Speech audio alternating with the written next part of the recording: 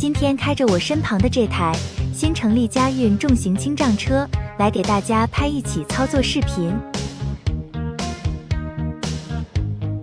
首先启动车看气压，气压达到6个压力以上，踩离合挂取力器。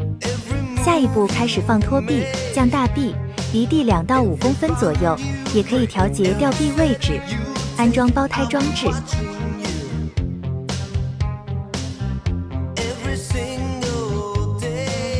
现在就开始把牵引车拖叉的位置调整到被牵引车的位置。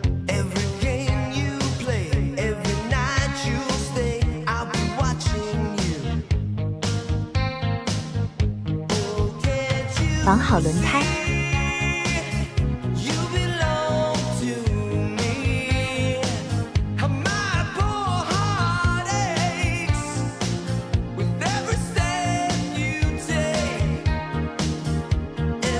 松开后，车手制动装置托举车辆上升，使车轮离地20至40厘米，托举完成。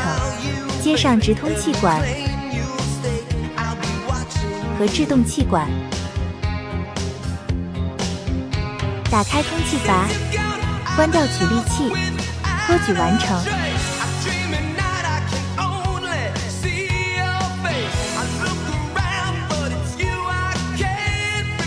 停车打开后，车手制动，打开取力器，关闭后，制动气管和直通气管，拆掉辅助气管。松开绑车固定装置，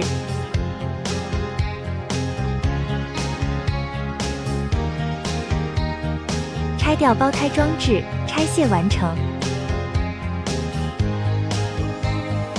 首先启动车看气压，气压达到6个压力以上，踩离合挂取力器。下一步开始放脱臂，降大臂，离地2到5公分左右，也可以调节吊臂位置。安装拖叉座和拖车装置，装上拖叉座，再放上拖叉座和拖叉。拖叉的大小根据施救车的大小，拖叉有7号、10号、11号、12号4种，选好相对应拖叉。拖臂升到前桥位置，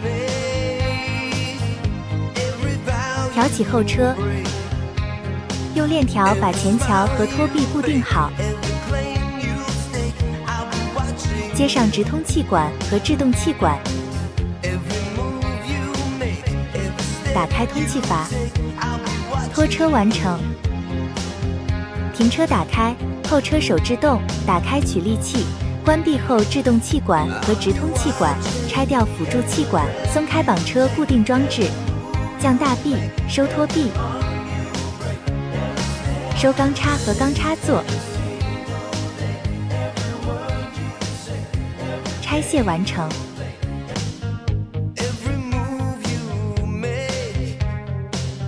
首先启动车看气压，气压达到6个压力以上，踩离合挂取力器。拆掉保险销和销子，安装硬牵引装置。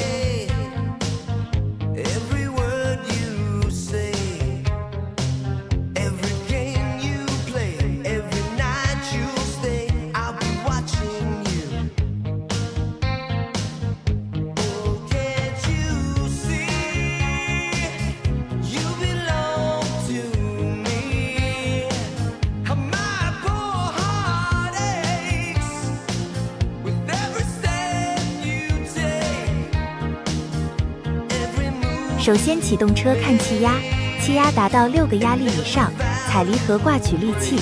吊臂结构使用方法：操作支腿操作杆，伸出至地面撑地，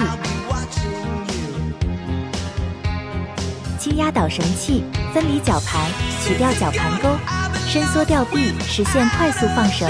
吊臂完全伸出后，滚筒上面钢丝绳的圈数最少要保留5圈，紧压导绳器，结合绞盘离合器，即可正常使用吊臂及绞盘功能。轻障车的拉力方向与钢丝绳吊臂方向一致，吊臂具有伸缩及升降功能。绞盘工作受力极限必须要时，需要采用动滑轮减少拉力。